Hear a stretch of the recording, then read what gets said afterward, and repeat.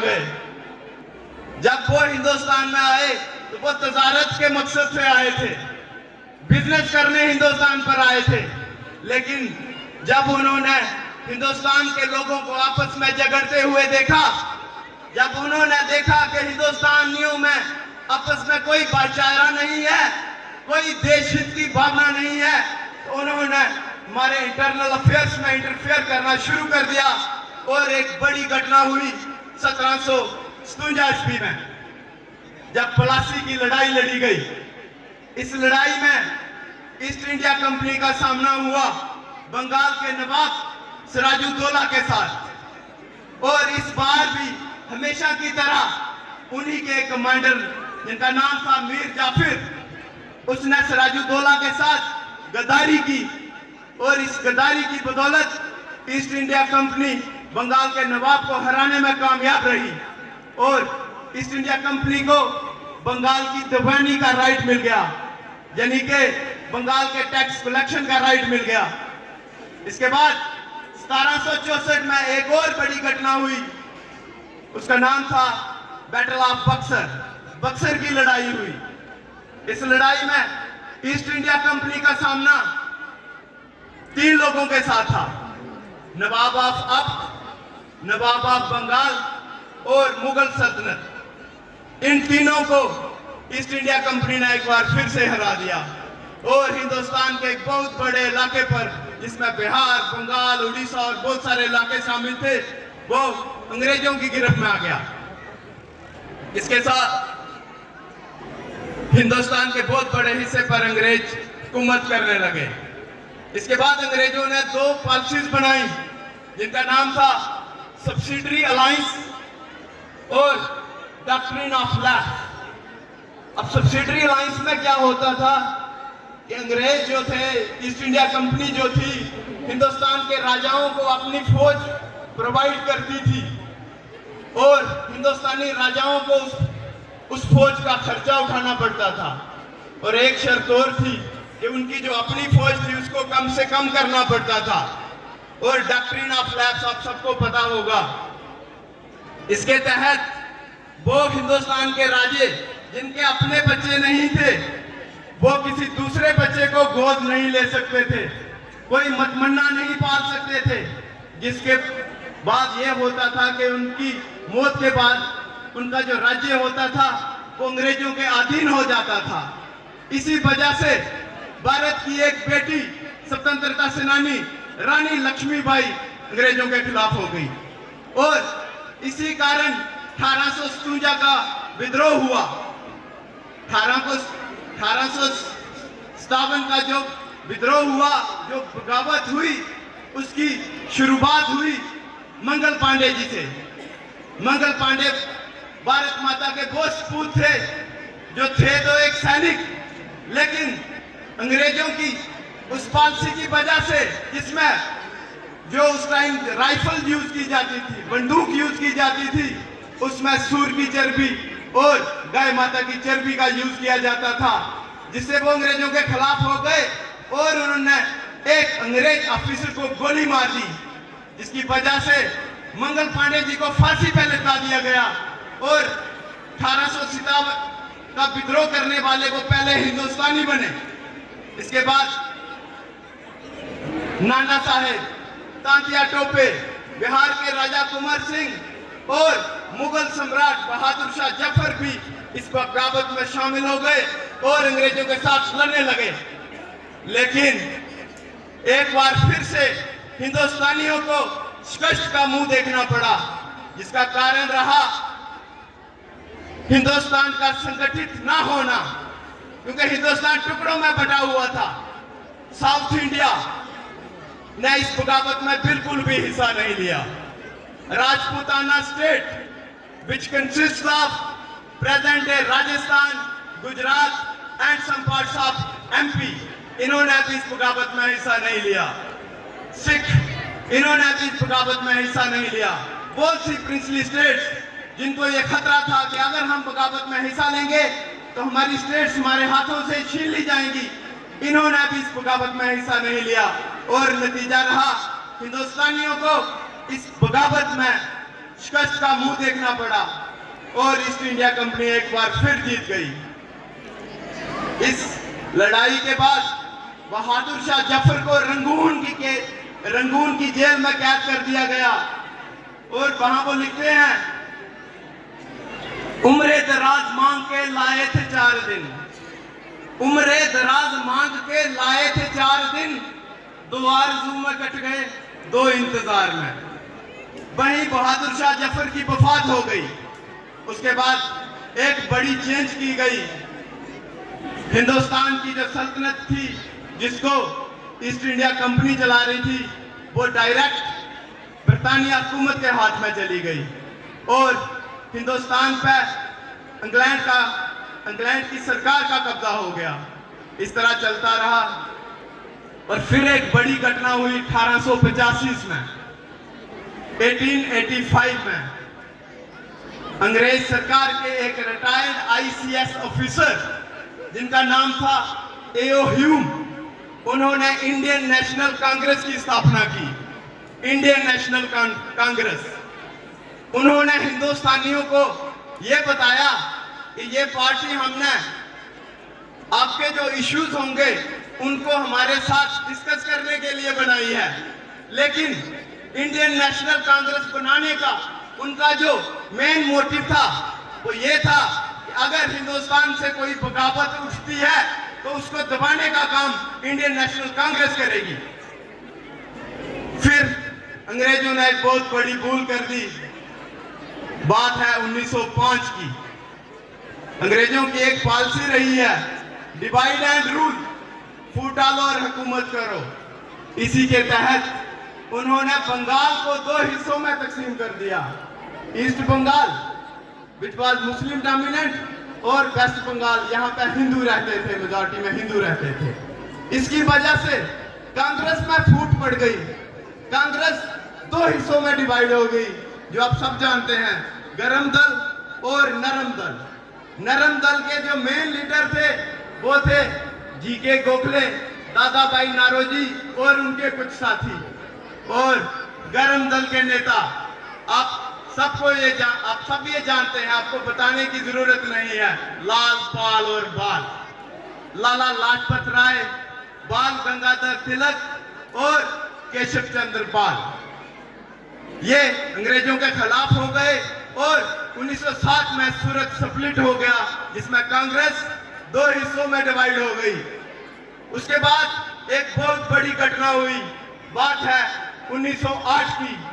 भारत माता के 2 सपूत प्रफुल्ल चकी और खुदीराम बोस, इन दोनों भारत माता के जवानों ने एक इंग्लिश मैजिस्ट्रेट को जान से मारने की कोशिश की और उन पर बम फेंक दिया, जिसमें 2 तो बच निकले, लेकिन 2 इंग्लिश वुमेन जो थी वो मर गई। अब इनकी सपोर्ट की बाल गंगाधर तिलक जी ने। उन्होंने अपने अखबार केसरी में इस घटना को ठीक फरमाया, इसकी सपोर्ट की। इसके चलते खुदीराम बोस जी को अंग्रेजों ने पकड़ लिया और फांसी की सजा सुनाई। खुदीराम बोस वो स्वतंत्रता सेनानी थे जो समर में फांसी पर चढ़ने वाले हिंदुस्तानी। जिस वक्त 1908 में उनको फांसी की सजा सुनाई गई, उनकी उम्र थी सिर्फ 18 साल। और प्रफुल्ल चकी, उन्होंने अंग्रेजों के हाथों मरने से खुद को मारना बेहतर समझा और सुसाइड कमिट कर लिया। उसके बाद एक बहुत बड़ी घटना हुई इंग्लैंड में।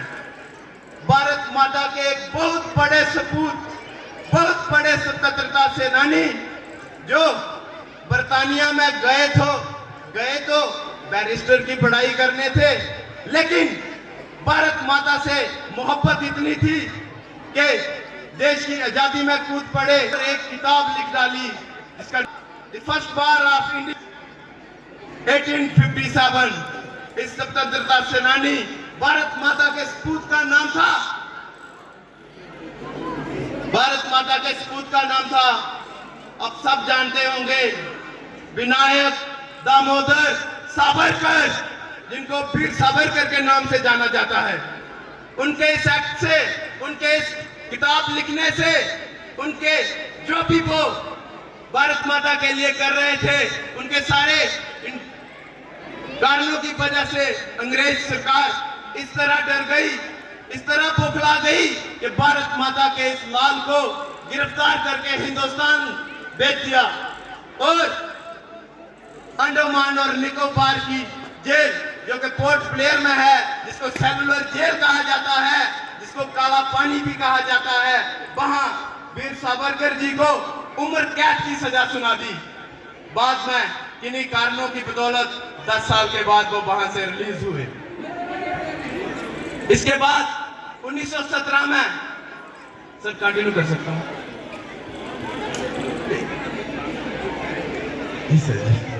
इसके बाद 1917 में बाल गंगाधर तिलक जी ने एनी बेसेंट के साथ मिलकर होम रूल लीग बनाई और ये वही बाल गंगाधर तिलक थे जिन्होंने स्वराज का नारा दिया और कहा, Swaraj is my birthright and I shall have it.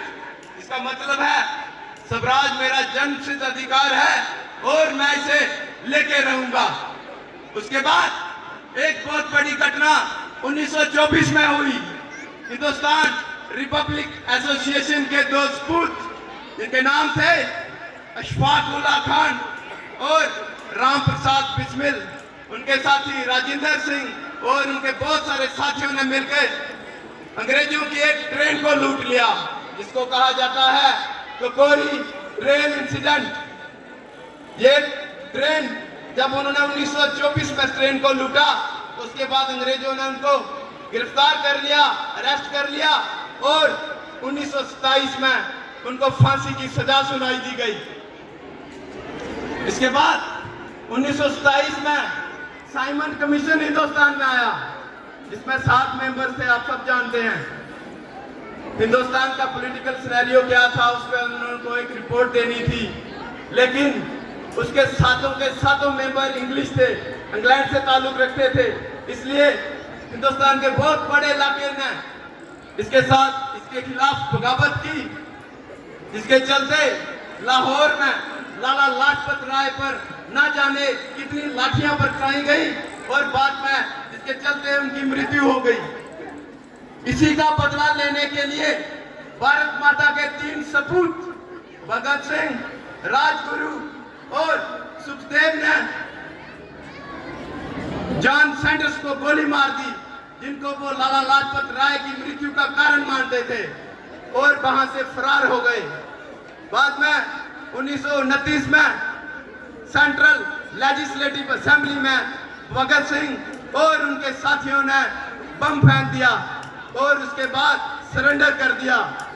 ये वही भगत सिंह थे जो लिखते हैं, क्या लिखते हैं, मेरे जज्बातों से इस कदर वाकिफ है मेरी कलम, मेरे जज्बातों से इस कदर वाकिफ है मेरी कलम, मैं इश्क भी लिखता हूं तो ये इंकलाब लिख जाती है। ये थे भगत सिंह। और बाद में 23 साल की उम्र में 23 मार्च 1931 को भगत सिंह और उनके साथियों को फांसी की सजा सुनाई गई और इन मातृभूमि के लालों ने हंसते हंसते फांसी को चूमकर अपने गले से लगा लिया। उसके बाद एक बस लास्ट घटना, लास्ट स्वतंत्रता सेनानी जिसका मैं जिक्र करूंगा, वो थे सरदार उधम सिंह। आप सब ने शायद इनका नाम सुना होगा, सरदार उधम सिंह। सरदार उधम सिंह वो भारत माता के सपूत थे जिन्होंने 1940 को लोहड़ी के दिन 13 जनवरी को बराबर 21 साल के बाद इंग्लैंड में घुसकर जनरल डायर को गोली मार दी थी। वो जनरल डायर जिसने बैसाखी के दिन 14 अप्रैल 1919 को निहत्थे हिंदुस्तानियों पर जलियांवाला बाग अमृतसर में गोलियां बरसाई थी, उसका बदला लेने के लिए सरदार उधम सिंह ने जनरल डायर को इंग्लैंड में जाके मार दिया। इन सारी घटनाओं के बाद अंग्रेज सरकार बौखला गई। 1942 में भारत छोड़ो आंदोलन हुआ और आखिरकार 15 अगस्त 1947 को भारत को अंग्रेजों ने आजाद करना पड़ा और भारत 2 हिस्सों में तकसीम हो गया, dominion of India and dominion of Pakistan. इसी के चलते 1946 में कॉन्स्टिट्यूएंट असेंबली बनाई गई, जो इसलिए बनाई गई थी जिसका काम था हिंदुस्तान का कॉन्स्टिट्यूशन लिखना, आईन एक हिंद लिखना, संविधान लिखना। इस कॉन्स्टिट्यूएंट असेंबली ने आजादी के बाद एक कमेटी बनाई जिसका नाम था ड्राफ्टिंग कमेटी, ये आप सब जानते हैं। इसमें 7 मेंबर थे, इसके चेयरमैन थे डॉक्टर भीमराव अंबेडकर। इन्होंने कड़ी मशक्कत करके हमारा आइन बनाया, कॉन्स्टिट्यूशन ऑफ इंडिया बनाया, जिसको कॉन्स्टिट्यूएंट असेंबली में पेश किया। उस पर बहुत सारी डिबेट्स हुई, बहुत सारे अमेंडमेंट्स हुए और आखिरकार 30 नवंबर 1946 को इसको अडॉप्ट कर लिया गया। इसके बाद 26 जनवरी 1950 को ये इफेक्टिव हो गया वहां से और हमारा देश एक रिपब्लिक देश बन गया। तो प्यारे देशवासियों, इस तरह से हिंदुस्तान को आजादी मिली है। आजादी फ्री में नहीं मिली है, लोगों ने अपनी जानें दी हैं, अपने शादी विवाह की उम्र में फांसी को गले लगाया है। तो लास्ट में मैं बस इतना ही कहूंगा कि हर किसी को देश के लिए जान देने की जरूरत नहीं है। ये जरूरी नहीं है कि हम अपने देश के लिए मर जाएं।